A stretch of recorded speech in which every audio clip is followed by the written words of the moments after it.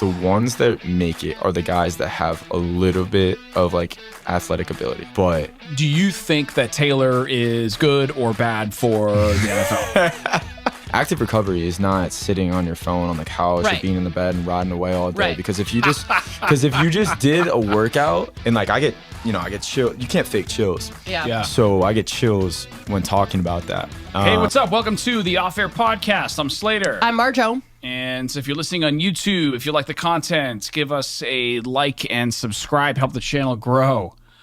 Today, very Slater. special guest, Tucker Hartmann. He is a young dude here from Western Massachusetts. He's coaching football, and we're talking about his, where he grew up, obviously his dreams of playing D1 football. It didn't come into fruition, so where he's going from there, his coaching style.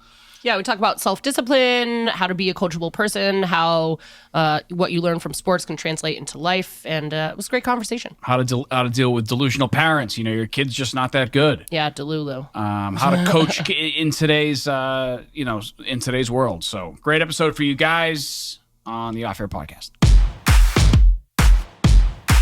All right, so we are chatting today with Tucker Hartmann. He is a football coach locally here in Western Massachusetts. How are you, man? What's going on? Fantastic. Feeling good.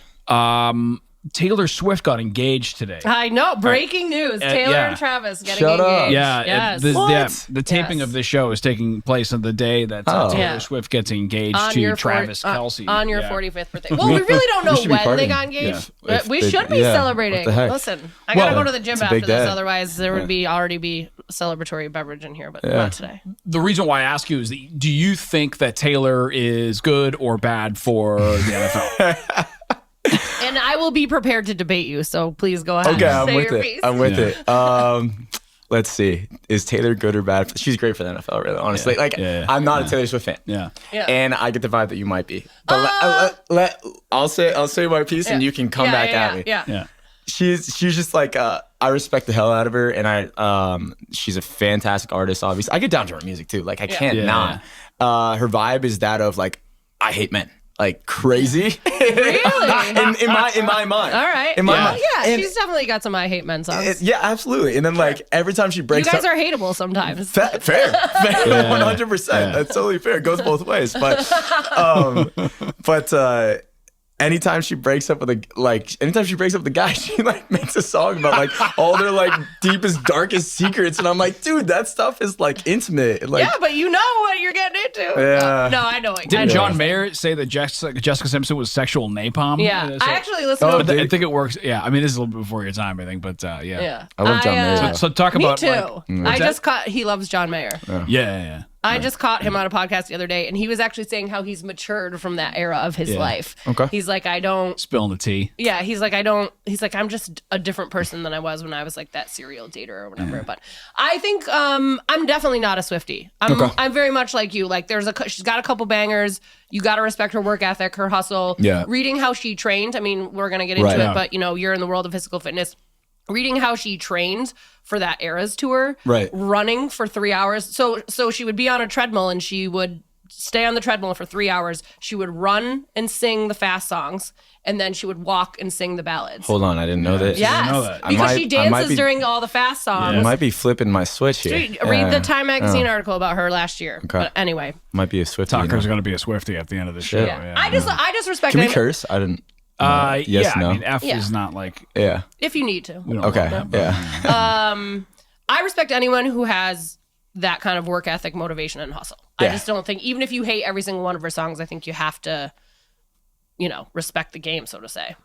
No doubt about it. I agree. So you're so Ascension Elite Football Camp, you're the co-founder of. So you train professionally high schoolers who are looking to make it to the next level. Yeah. I mean, Basically, in a nutshell, right? Yeah. I do a lot in the football space as of recently. So, yeah, train, but also I help coaches because through my process of building my camp, it was like about a 10-month process. Yeah. Of growing it to what it became. We got 84 athletes there. I didn't know a single one of them beforehand. So 84 guys there, 10 plus college programs, 15 plus coaches all throughout the Northeast. Some of the best coaches I've ever been around. Yeah.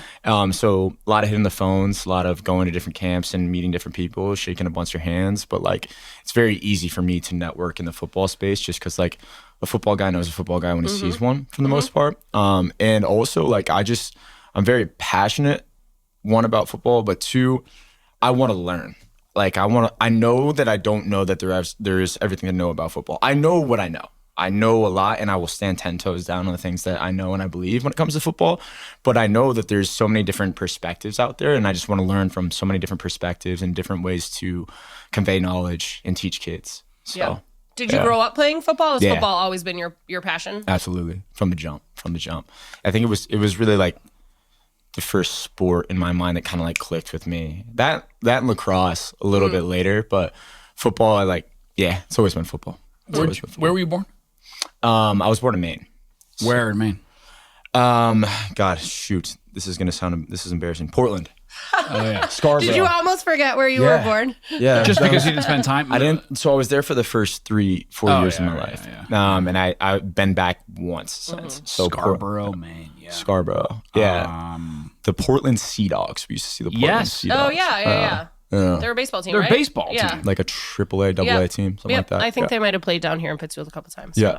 Yes. Yeah. Yes. Yeah, because That's baseball where is I really know big them around from. here. Right? Yes. Yeah. Yes. Regionally, it's huge. Obviously, you have the Red Sox and the Yankees. Like pro level, you have huge fans. I mean, the youth programs are big around here. Although we have seen a decline, right, in youth baseball or whatever. But. Yeah, I know. Yeah, the local guy had to come on the radio with us and talk to us about getting as many kids as possible could to sign up because they had to limit they were reducing the amount of teams, and it's So we gotta. So hopefully this conversation maybe inspire any youth who wants to get off the couch and. That's so cool that you guys are able to provide a platform to people to actually uplift some of those things. Anyway, absolutely. And like, that's all I really want to do in the football space. Like, I'm so passionate about football, and for me, it's taught me so much more about life than football. Like, instilling discipline, character, how to act on and off the field, and learning from some of the best people and the camaraderie that comes with the game.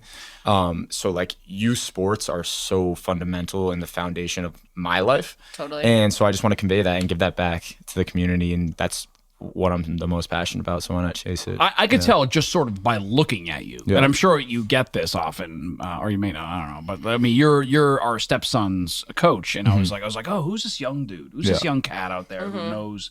You could tell you're all of what you were just saying, and I was asking Andy. He's like, oh, that's Tucker, and I was like, oh yeah. I said, he'd be nice. He'd be good to talk to on the pod. Yeah, we're both. We literally are just meeting you. We've never had a conversation before today. Yeah. Which is I find this which is pretty wild in itself. But I find it to be cool this way. Because there's a lot more to learn. Yeah, professionally, Patriots. Yeah. Hell yeah. Absolutely. Fair enough. Wait. Who's your squad? I'm a Dallas Cowboys fan. Oh no! I have been since the 1990s, and it's been rough since then. Shoot. Yeah. We won't go down that My road, deepest condolences. Yeah, either way. it's been a rough one, but that's okay. I'm used to it. I've once been told my only redeeming quality is the fact that I'm a Bruins fan because I like the Yankees. There you go. I like the Yankees and the Cowboys. Okay, so here, I'm all New England, but I like the Yankees. Okay, so that's not uncommon, especially in this in this area or whatever. But Slater and I agree with you. Youth sports. I mean, I don't have kids, but I played sports growing up. I think that youth sports they're just so valuable.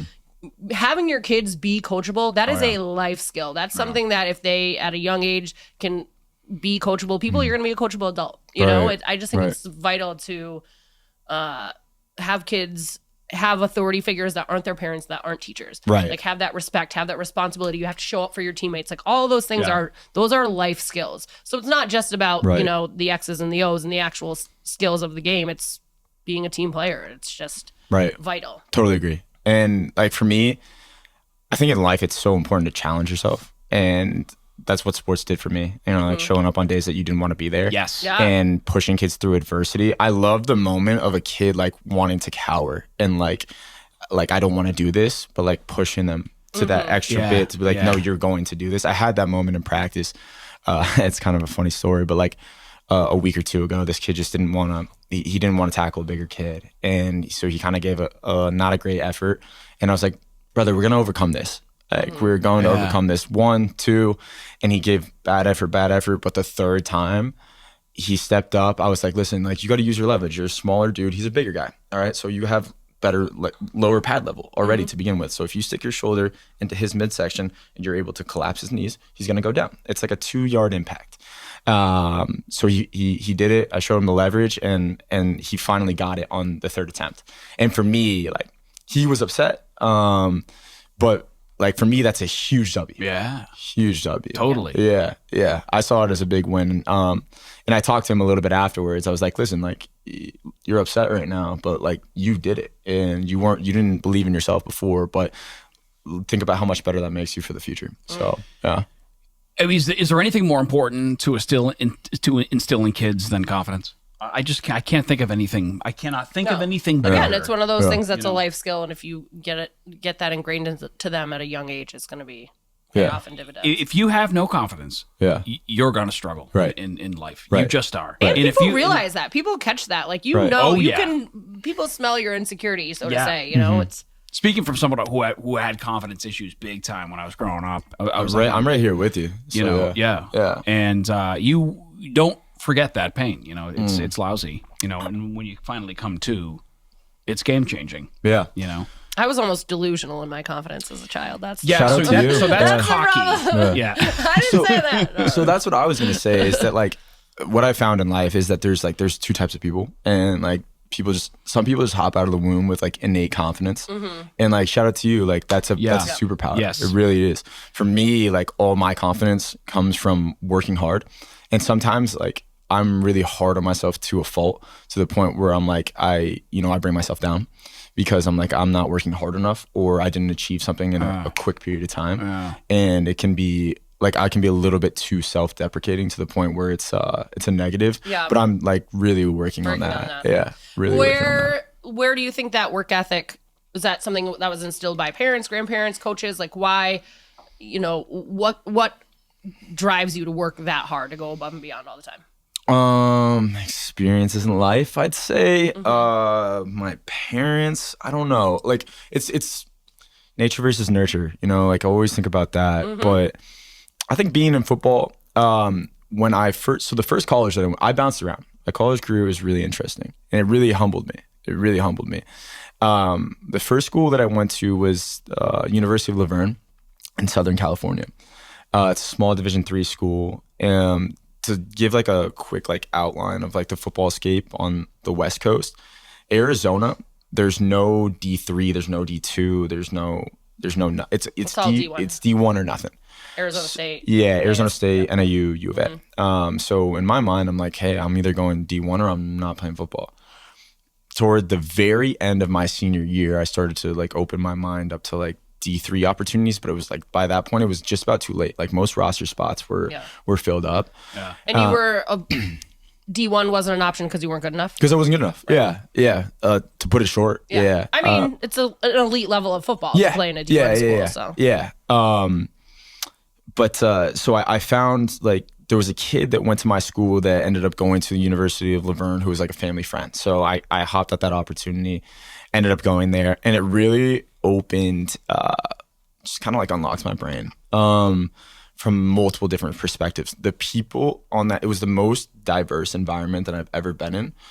I think there was 130 kids.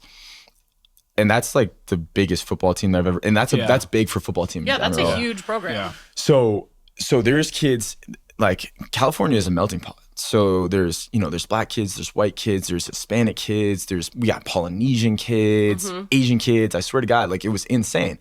And that was really cool for me because I primarily grew up in like a white suburban community. So I was sheltered and like, I don't know, kids were doing stupid stuff just to be cool and to like show out. But for me, all those things when you're a young kid, you see all these different things on TV of these people that are less fortunate. I didn't grow up around that.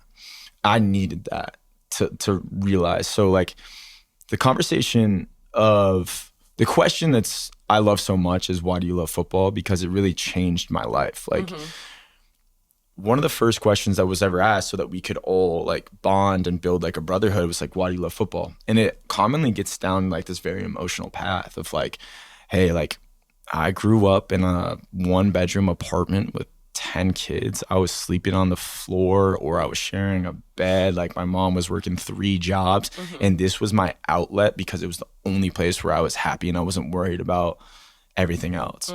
And like I get chills. You can't fake chills. Yeah. So I get chills when talking about that. Just because it like, I remember my answer so vividly of like, why do you love football? Because I was like, I listened to so many other kids go before me and I was like, first off, like I haven't been through half of what any of you guys have been through. And I just want to, and I don't want to slight anything that all of you guys have been through. Yeah. I just love football because I love the camaraderie. I love the competition. I love this game. It's all I've ever known. I'm going to show up here. I'm going to be happy. I'm going to put passion into it. And so I don't even know where I was really going like with all that, but like it's Laverne really opened my eyes in the football world to challenge myself and to open myself to new opportunities. Yeah. So how far did you make it in like, were you the star high school player or? I was a very good football player. Throughout the story of my football career is I'm a team guy. Like, so, and the thing about football is like guys got to make sacrifices for the betterment of the team. It's a very big thing. And so I played quarterback up until 8th grade. I kind of got screwed, honestly, going into high school because there was a kid he was a year ahead of me, but he stayed back because and that's a common thing in the football scape these days, to stay back. Especially in certain parts of the country. Like Texas and California. There's kids that are entering high school as 16-year-olds, which is like a crazy, crazy thing because they get held back twice. It's insane. It's a whole different conversation, a whole different world over there. But he did that. He got held back. He's a good player, and he was a gifted athlete and a gifted quarterback, but he was not the kind of guy to like make sacrifices for the betterment of the team. So I took the sacrifice and, I played primarily defense and I returned kicks. And in high school, my coach tried to do like the 2 platoon. So I didn't play much offense, which was a detriment to me. But so I was good. I was good. 8th grade, and then like into high school, I don't think my junior year I had a really solid junior year. My senior year was nothing special. We had a bad year. But I was not done with football. When I figured out that I was playing D3, I was like, I'm gonna play offense, defense, special teams. Yeah, you're like, I'm gonna be the guy. I'm gonna be the freaking dude. I'm gonna set all the records. Yeah. And like quickly figured out that I was eating a slice of humble pie when I first walked in there, and there's just this 6'4" wide receiver that is this big old dude. Yeah. It was still a challenging level to play at, even though it was D3. Yeah. Absolutely. Yeah. No doubt. So how do you relay that to kids? Very, very hard to get it through to them. Okay, right. Yeah. Yeah, because as a kid, people can tell you things till they're blue in the face. Like you're not gonna. You have to learn things firsthand, right? Like specifically the kids you're coaching now locally, which happens to be, when Anthony came up to me and said, "Do you think that there's a chance that I could play professional baseball?" And I said, well, probably not. Right. Not just because of the odds. Like, I'm not trying. So how do you walk that line without crushing people's confidence? Exactly. You want to continue to be encouraging, and you want to tell kids, listen, shoot for the stars. Like, that's what you want to tell kids. But reality is 1% of the country, if that. You know what I mean? And even if you make, like, say you even make it to D1 or make it to the NFL, chances are you could be riding the bench. Like, I don't know. Right. So the way we put it when we were at my camp, so what I love so much about my camp is, and what I wanted as a kid was I wanted someone to lead me in the proper direction, to teach me how to get to the highest levels of football. And I don't know if my parents, to be honest, ever understood that. Maybe they did, but maybe they didn't know how to get me there, what trainers to take me to, and what things to do. So we had like an hour-long presentation beforehand to teach players and their parents about the ins and outs of recruiting, on-field training, off-field training, nutrition. Like we have like our core values on the back of our shirts. Authenticity, education, fortitude, competition. Yeah.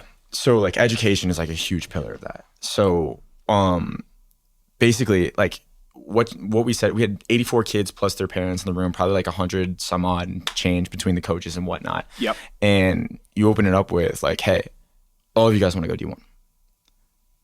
I think the percentage is 3% of you. So look around. Yeah. That's like 1, 2. Yeah, it's very difficult to achieve. Yeah. Yeah. 1, 2 of you in this room. Oh, then like they have the realization of like, oh shoot, like this is hard. But when you say like, it's very hard to drill that into a kid's head when you're just on the field, like, you know, them and their teammates, and they're like, oh, I'm better than all the kids on this team. Like, what do you mean?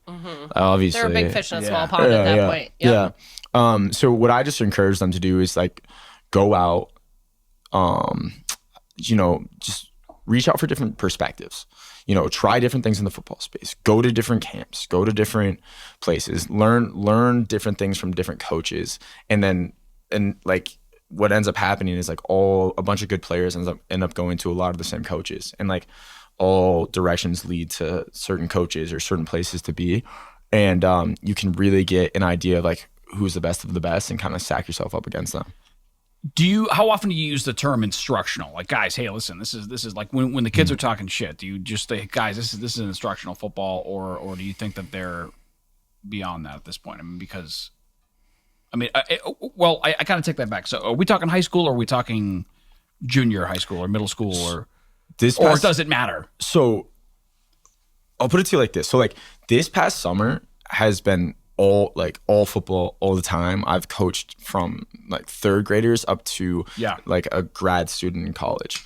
And it's the message is different for each one based off like how aware they are. Yeah. You know, how aware. Yeah, because you're going to coach an 11-year-old different than a 19-year-old, right? I mean, I think the only real way to like get through to a kid is for them to understand you. You have to understand them, build up a real legitimate relationship with them, and truly like you have to ask the right questions as a coach. And because realistically, most kids don't know what they want. Yes. They have no idea what the hell they want. Yes. They may say they want something. Yes. But do they want the work that comes along with it? Right. Do they want like and like I want shit in this life. Yeah. Like, of course. But are you willing to put in what it takes to try to get that? Right. And be okay with the fact that you might not get it even if you work your ass off. Right. You know, that's the harsh reality of it. Right. Exactly. So I think you just have to like build up relationships, continue, and what you realize is that there's kids that consistently show up. They consistently show up. They're on time. They take coaching well. They take instruction well, like you're saying. And I think you have to continue to, I wouldn't say poke and prod. That's not really the right term, but like ask the right questions to those kids and see what they're like, really understand what their goals are. And if the things that they're doing continue to align with the goals that they have, it's like, okay, you are legitimately taking this seriously. So if you are legitimately taking this seriously, then let's do A, B, C to get you to X, Y, Z. Yeah. You know, I imagine like a teacher coaching. I coached lacrosse for a little while after high school, only for a couple of years. But I realized that not everybody responds to the same style of coaching. Just like in a classroom, not every kid learns the same. Not, you know, I'm somebody who responds to screaming in my face, telling me I suck, telling me to work harder. Me too. But some people, that'll make you shut down immediately and you're not going to get anything out of the player. So do you have to kind of do you have like one style you kind of go with, or do you change it up depending on what age or what players you're working with? Any given day. Yeah. You know, it's different. like, well, I think you understand, like, each team is different, and each team has a completely different vibe to them, or like a culture, or like, you know, what I'm dealing with right now. It's not that like the kids on this team think that they're too cool. They don't think that they're too cool. It's that I think they are hesitant sometimes to take the lead, and like someone step forward and be like the black sheep, and so. That's kind of like the vibe of this team. No one wants to take the leap to go forward to push everybody else forward. But that might be completely different. You might have a team where everyone's challenging everyone and like everybody's at each other's throat. And so like my temperament all depends on the temperament of the team. And I try to like, you know, put myself in like, I just try to be aware. I try to be aware. And you got to understand that not every kid, you know, takes the like certain like hard coaching right. But there's moments where it's like we had a jamboree on Sunday. Yeah. It's fun, man. I had so much fun. God, I love that stuff.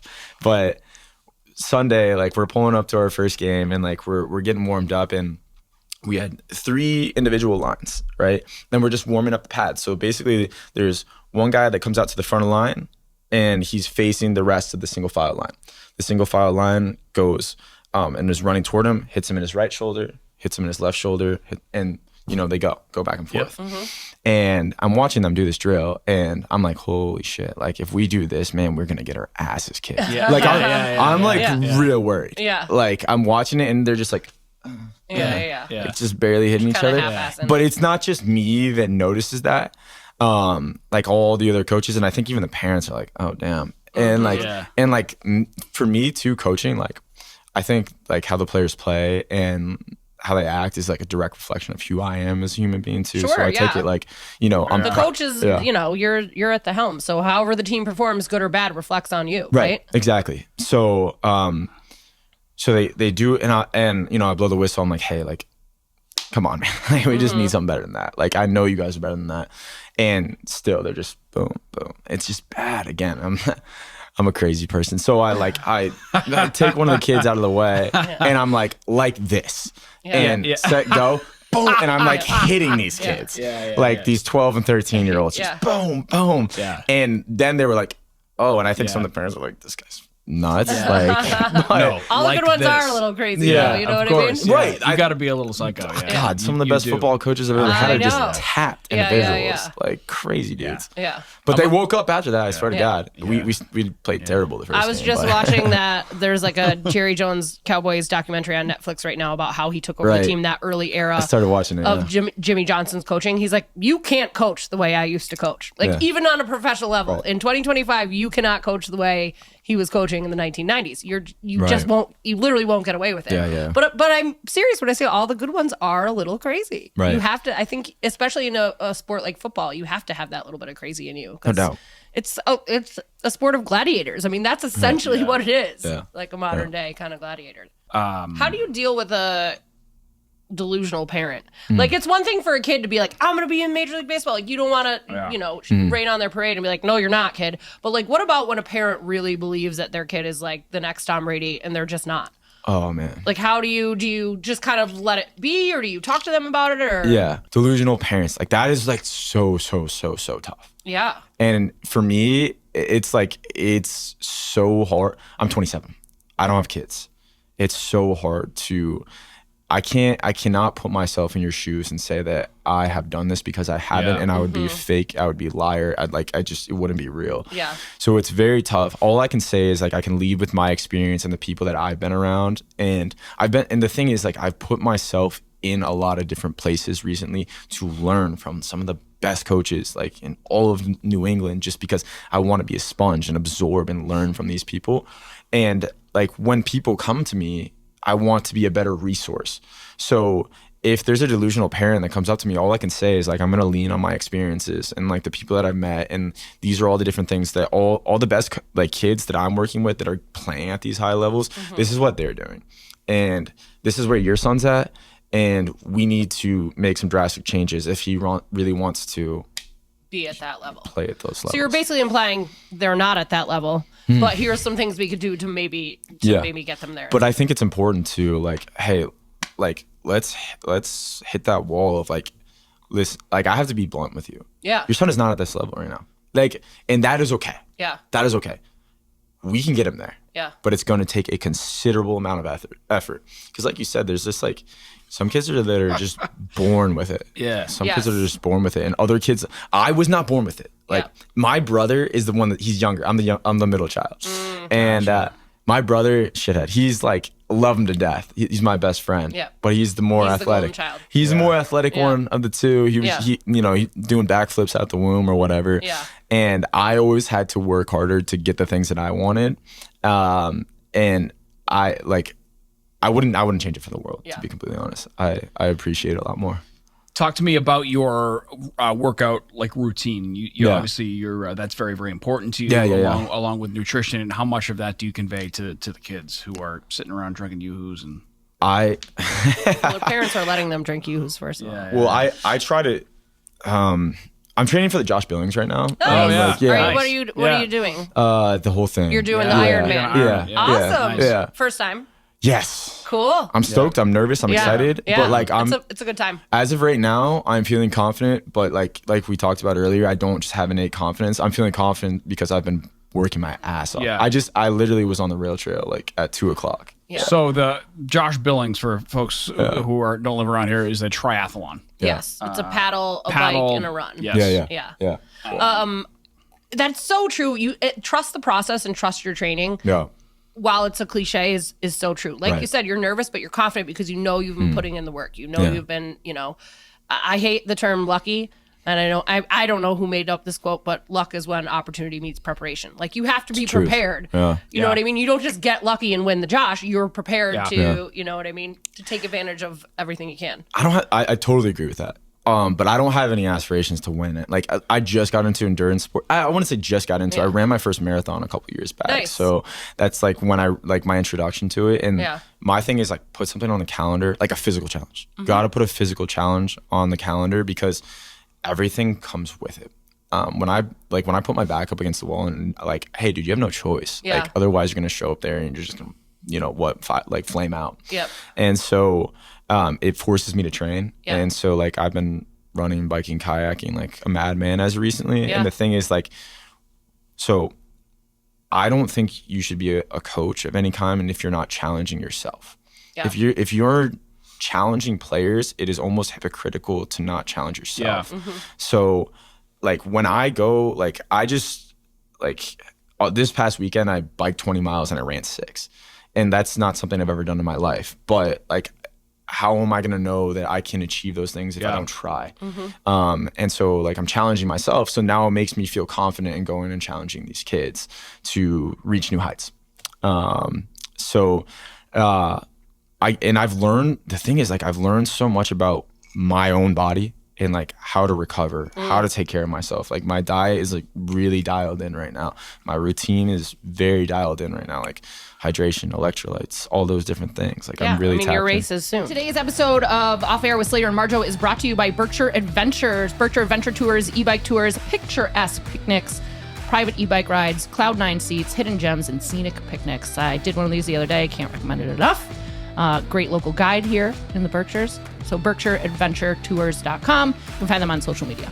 Take us through a day. Oh, yeah. Shoot. So what time you wake up? I mean, I want to know everything. What do you eat?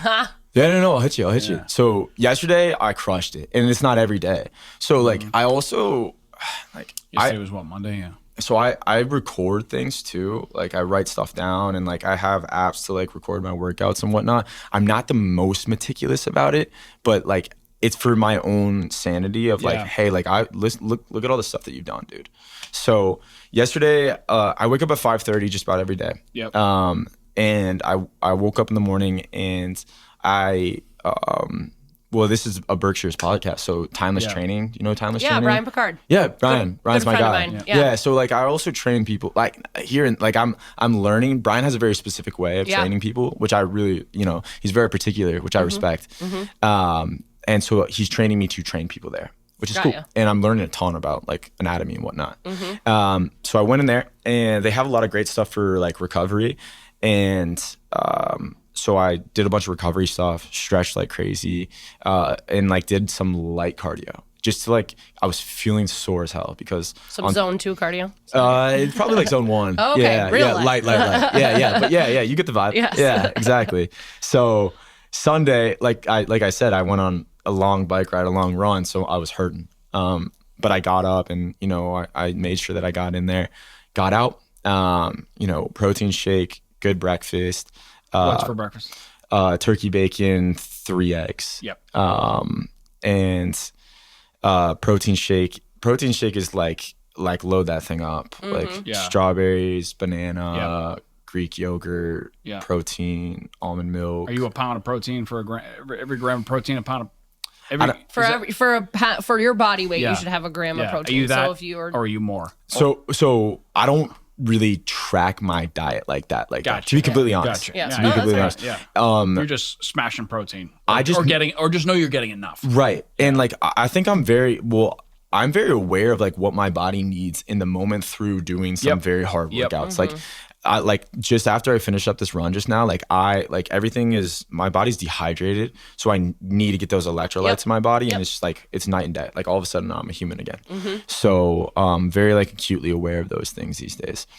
So lunch. Oh, okay, cool, yeah. So there's like, I need to know more about your diet. No. Like I'm interested. I want to know exactly what you eat and what you don't. For sure. Well, so here's the thing is that I'm probably not gonna have the greatest answers for you on lunch, like that's fine. on diet, but like.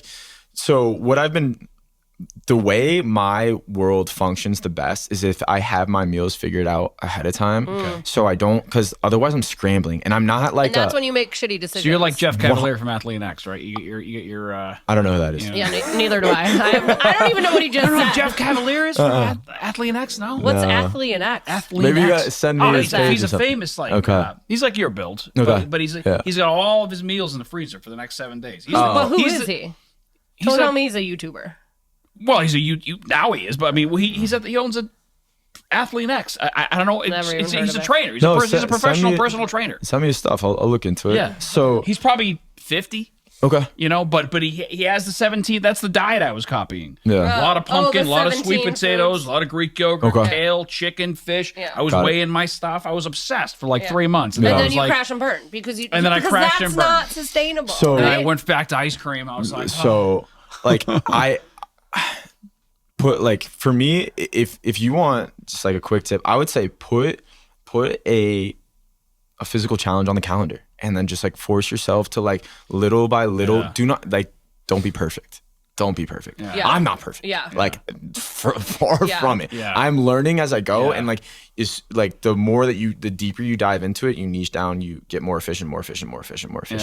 And so for me, like I'll just like I'll get like a big thing of like chicken breasts, and I'll just like cook up like a bunch of chicken breasts, and I'll have like 8 on a tray, and like I like to eat well too, so like put all like the spices, seasoning, whatever on it, put like and then I'll have like 8-10 chicken breasts like in the prepped and ready to go. Ready to go. And like like today I went grocery shopping. I got like I have spring mix, green peppers, avocado, I don't know, onion. The thing is, like, all the stuff that you see from healthy people on Instagram or whatever, it's what it all flows to. It's what it all flows to. We don't have any different stories. It's what it all flows to. Protein and vegetables. Like, I always chickpeas. What else you go for? I always tell people it's hard to stick with it, to have the discipline to eat clean and stuff like that. But it's really simple. Eat healthy and exercise. Eat clean and exercise. You will. That works. Well, like there's no fad diet. There's no 17 foods. Like if you have lean protein and vegetables and you exercise, like you're going to be a healthier person. You're probably naturally gonna. But the reason that I say put a physical challenge on the calendar is that like when you push your body to some pretty crazy extents, you are become very acutely aware of like when you put shitty stuff in your body. Oh, totally. God, like if I put McDonald's in my body, like I'm just like, it almost feels like I'm hungover. And like I haven't been drinking a lot lately just because like I feel like shit the next morning. Like it's bad for you. Yeah, but like but the thing is I love to drink. Like I love to have beers with the boys. Everybody does. It's a good time. Drink some beer. Some of us more than others. Watch, absolutely. Slater quit drinking. That's why I said that. But like because of that. Yeah, exactly. But I had a ferocious habit, but a nightly habit. But, I got you. But I'm sort of addicted by nature, so I obsess over everything, right? Okay. So, but now like I obsess over McDonald's and ice cream too. Yeah. Like that's almost like my new drug. Yeah. So I'm telling you, like find something like a Tough Mudder, or like because that's just fun. Yeah. Like Spartan race, and I want to do one of those. I've yet to do one of those, but like put some kind of physical challenge on the calendar and then just like watch as your life like molds toward it. Yeah. And like couldn't agree with you more. Things change. I ran a marathon a couple years ago. I've done a couple halves and I never really had the desire to do a full. I really enjoyed the half, but then I was like, you know what? I want to do a full, and everybody's like, why? I couldn't really pinpoint why. I just wanted to do something really hard and to achieve it. Yeah. It's not like I loved running the 26 miles. I haven't run one since.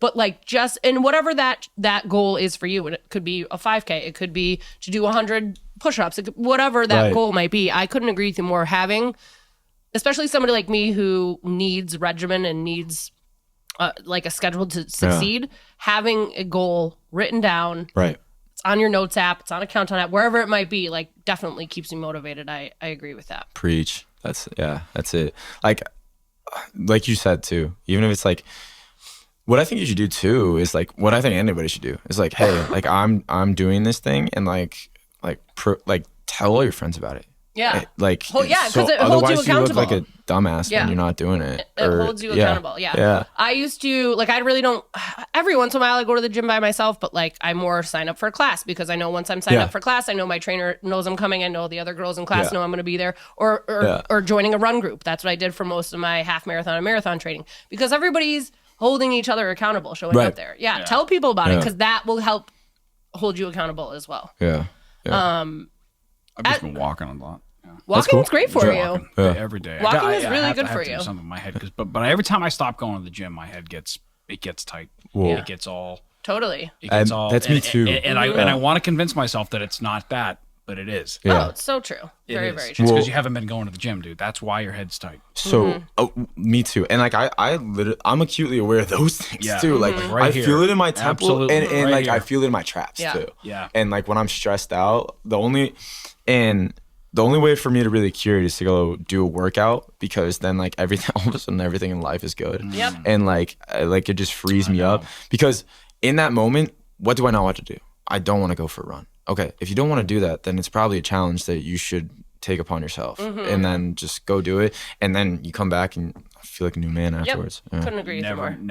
never regret it. Yeah. One of the things of people who have amazing discipline like that is they never negotiate with themselves. Yeah. There's no negotiation. Yeah. You are doing it. Right. Yeah. Right. There's no. But I also don't really subscribe to that no days off mentality either. Like you were saying, your body was hurting a little bit, so you modified your workout for the day. I'm not saying be a couch potato one day a week, but like some active recovery. Like that, that no days off, go hard every single day, no pain, no gain. That's not realistic. No. And that's not the best way to get your body. Your body needs recovery time to be successful. It needs sleep. It needs all that stuff. But I think people need to learn what active recovery is too. Yeah. Like 100%. Like active recovery is not sitting on your phone on the couch or being in the bed and rotting away all day. Because if you just did a workout and like the thing is like you do a hard workout and you sit in your bed all day because you're sore and you're hurting, that lactic acid remains, and then you're out of commission for 2-3 days. Yeah, you're gonna be hurting more. So you're going to be hurting like hell. Wake up, go move your ass, and, like walk. Yep. Walk. Yep. And then when you start to walk, put some good music in, get a good little vibe going. Yeah. Like, I like good music. Yeah. So people probably think I'm a crazy person because I'll be running and I'll be dancing. Same. Like, yeah. Oh, I'm always. Oh, you're a dancer when you run. Yeah. I got this song stuck in my head. I think today is gonna be the best day of my life. It's like stuck in. What is that? Best day of my life? It's an EDM song. I kind of like it. Yeah. When I do not want to go to the gym, I still force myself to go. I put on the clothes. I'm like, just go walk on the treadmill for 20 minutes. And after 20 minutes, if you just want to leave, then leave. Yeah, that's actually a great thing. Without fail, 10 minutes in the walk, I'm like, okay, I'm ready to go downstairs and lift some weights. I'm ready to do, you know what I mean? Like, you just have to... You just have to force yourself into it. And like Slater was saying, you never regret it. Yeah. Rotting on the couch used to feel good. It doesn't feel good anymore. I don't mind a couch rot for some of the day, but if you do the whole day, then you feel like a piece of shit. You feel like you wasted a day. I mean, time is fleeting. You guys you guys are your own business, right? So, and like I am too. Yeah. So me, if I'm not doing something to move forward for my business, then I anxiety balls up in my chest. I just become, I become a real. I know that. Yeah. I know that. It's a real thing. Yeah. I used to love sleeping in, especially when I worked nights. Now sleeping in makes it doesn't make me feel good. You know what I mean? It makes me feel like I'm missing out or like I'm wasting time. And the older you get, the more you realize that time really is precious. Man. That's the other thing. I'm midlife. You're still in your 20s, so like you think that's balling up now in your chest, bro. If you feel like you haven't accomplished, it's like it really comes on and out in the combination and not working out. Your head's like my head's like yeah. I had a coaching question that I didn't get to ask you before. As a coach, would you rather coach a naturally gifted athlete or a really hard worker? Hard worker. It's like no. I mean, one, because it's like that's who I was too. So it's probably a little bit easier for me to connect with someone like that. I don't know, like it. From a standpoint of an athlete, if you just have like innate ability, like just God-given ability, it's like I equate it to like kind of like being privileged in the world. Like if you just were like, born into a life, and again, nature versus nurture, like people have their own ways that they adapt to the ways that they were raised. Like there's some people that were, born into rich families and they kill it, and they make it on their own. But I think like and this is just me tossing some shit out there. I don't know the actual statistics on it, but I would say that more times than not, if you're born into a rich family, then either like you kind of just like follow in your family's footsteps and do the same thing. Or like there's some bad stories of like some people just not really like achieving stuff with their life because they've gotten stuff handed to them. So when it comes to like the ones that make it, so I found a mentor this summer. His name's Julius Walker, Coach Juice. He's a defensive backs. Shout out Coach Juice. He is a defensive backs coach at Springfield Central. And he said, like, I interviewed him actually. So he's like, the ones that make it are the guys that have a little bit of like athletic ability, but don't have enough where everyone's like, you're the greatest thing since sliced bread. And they have the work ethic. So there's guys like this that have the athletic ability. They just have a ton of athletic ability, and then their work ethic is down here. And there's the other complete opposite end of the spectrum. Work ethic is up here. Don't have the athletic ability. You want to be like right here, right here, because like you can see like noticeable improvement in those kids a lot more, and they can see noticeable improvement in themselves through the hard work that they're putting in. So once they get those little realizations of like, oh, I'm improving, it's a lot easier to show up every single day, and their work ethic only grows. And then their ability grows. And then before you know it, like they're playing at the highest levels. So where was Tom Brady on that spectrum? I don't. I mean, he was not a first round. I mean, he was not super high athletic. I mean, he played at D1 school. He played at Michigan, but he was, I forget his pick, maybe 144 or something. It was not super high in the draft. I mean, his draft photo is 199. Round 6, 199. I'm a pass guy. I mean, his draft photo is notoriously. I've seen it. But that's somebody like Coach Belichick has the ability to see players that can be developed, and he sees the potential for them to play at that high level. I mean, it's a great example. There's players that thrive in college football and get to the NFL, and they just don't transition, and they're duds. And then you see these lower round guys who go later on in the draft who end up having really long, successful careers because they're coachable players and they have that work ethic, right? So here's the third element to that is that, so if we're talking like professional level, like Tom Brady work ethic, like through the roof. Like innate, like God-given ability is probably like down here. Competition level. Like, You have to have that motivation that you will literally do anything to win. And a lot of people don't. I don't think I necessarily have that. Like you literally have to be willing to do anything to win.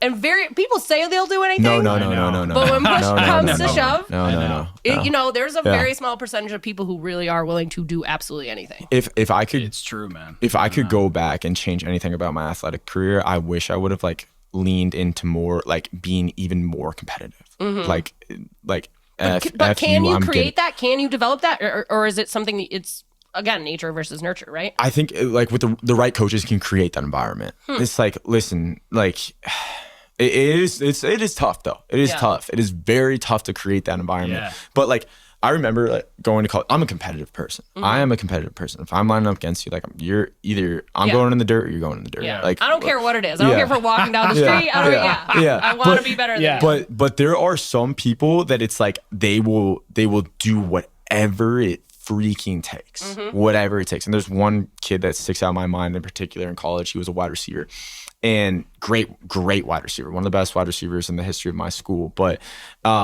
like he was competitive to the point where he was an asshole, like just plain and simple. People say Tom Brady was an asshole. Yeah. People say Michael Jordan was an asshole. But listen, you know what I mean? I wish people would. I wish I could go back and people would be like, Tuck is an asshole. Well, yeah, I'm competitive as shit. Yeah. And like that's pushing my level up. It's pushing your level up too. Yeah. It's making you better. Even though you like, well, here's the thing. It's like, I'm pissing you off right now. Well, guess what? It's going to make you work harder because you're pissed off and you want to beat me. Yep. Yeah. So I think there were times in college where I was like, I don't like, throughout my life, I think I've wanted to like please people a little bit too much. And I've been a little bit of a people pleaser to the point where it's like, I want everybody to love me. And that's just, it's not going to happen. Yeah, I know, man. It's not going to happen. I mean, we're on radio. Right. We're like, you know, like we do a morning show for a living. Like, right. Talk about like wanting people to like image. Slater's better at not giving a fuck what people think. I'm trying to achieve that. I used to be way worse at it, but I don't. Yeah, because it's just like you said, man. This is not gonna. It's just not gonna happen. Right. It's just not going. Not everybody's gonna like you. Like my mother said that to me for years. Listen, not everyone's gonna like you because I used to be so hurt when people. Like, Same. Right. I just found out that so and so doesn't like me. I'm crushed. Yeah. Not everyone's gonna like you. That's something that I'm being like very aware of as of recently. It's like I got to flip that switch. And if I get into a scenario where I'm like, hey, like I'm trying to make someone like me, I got to flip the switch. And another scenario is like if I'm leaning on the side of being more passive as opposed to confident. Like don't take passive, be confident. Lean on what you learn. And just Tucker Hartmann, we appreciate it, man. Yeah, absolutely. Pleasure. Yeah, it was nice to meet you. Yeah, absolutely. Very cool. Come again. Absolutely. We'll do. We'd love to.